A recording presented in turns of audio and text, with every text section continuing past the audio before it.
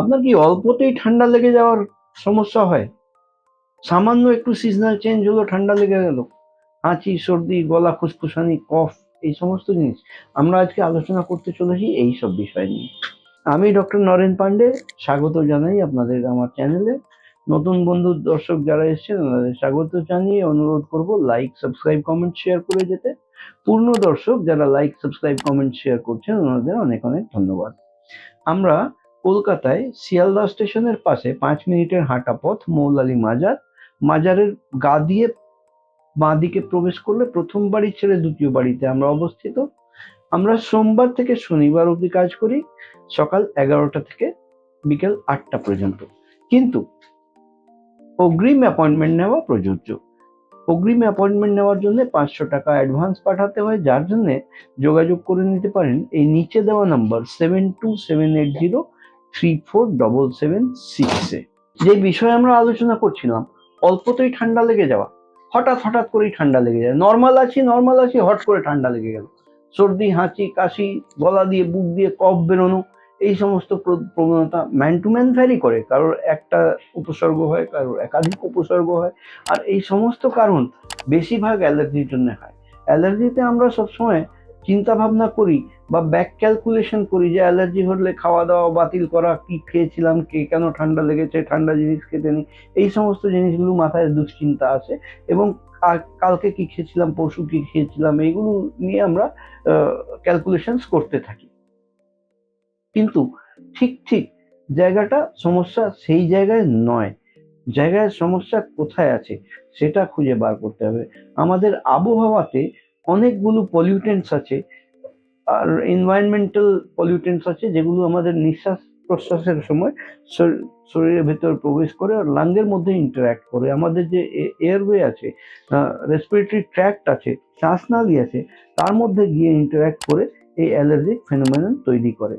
আর এই যে allergic phenomenon ভেতরে ইনফ্লামেশন আর ইচিং তৈরি করে রেসপিরেটরি ট্র্যাক্টের মধ্যে, সেখান থেকেই শুরু হয় এই কাশি হওয়া, ঠান্ডা লাগা, সর্দি লাগা, ঠান্ডা লাগা। যার জন্য দেখা যায় বেশিরভাগ সিজনাল চেঞ্জ যখন হয় তখনই ঠান্ডা ধরে পড়ে। বাইরে বৃষ্টি হলো, আপনার ঠান্ডা লেগে গেল।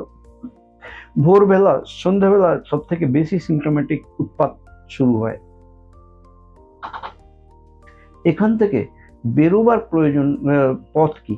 বেরোবার পথ পদ্ধতি হচ্ছে আমাদের আগে খুঁজে বার করতে হবে এই অ্যালার্জেনরা কারা। তার জন্য প্রয়োজন অ্যালার্জি টেস্ট। অ্যালার্জি টেস্ট করে আমরা চিহ্নিত করতে পারি যে কোন কোন জিনিস থেকে কত পরিমাণে অ্যালার্জি হচ্ছে।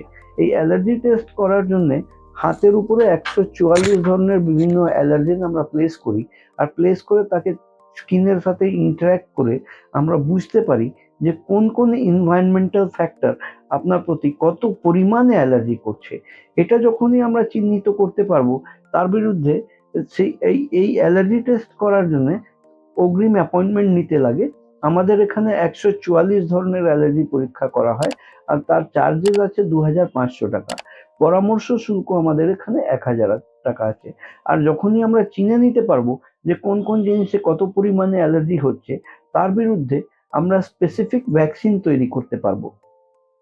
এই ভ্যাকসিনটা তৈরি করে দিলে পরে বডির মধ্যে যে যে জিনিস থেকে অ্যালার্জি হচ্ছে তার বিরুদ্ধে শরীরের মধ্যে একটা রোগ প্রতিরোধ ক্ষমতা তৈরি হয়ে যাবে।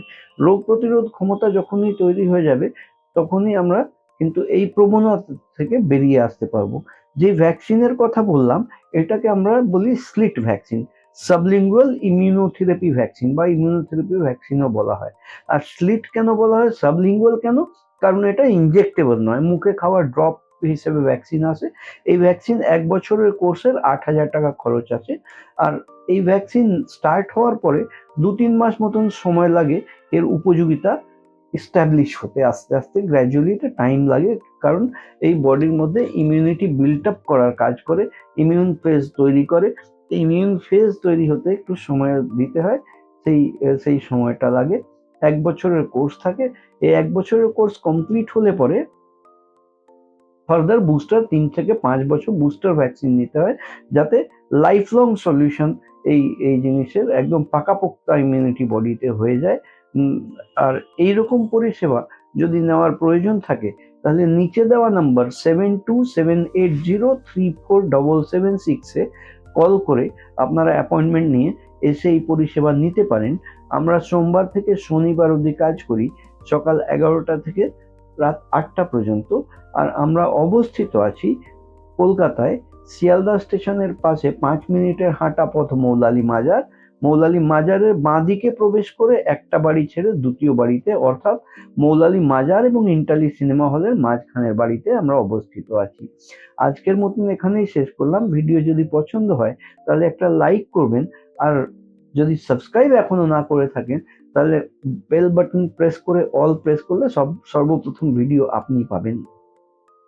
আপনারা ভালো থাকবেন, সুস্থ থাকবেন। আমি doctor Naren Pande, allergy asthma centre, কলকাতার পক্ষ থেকে।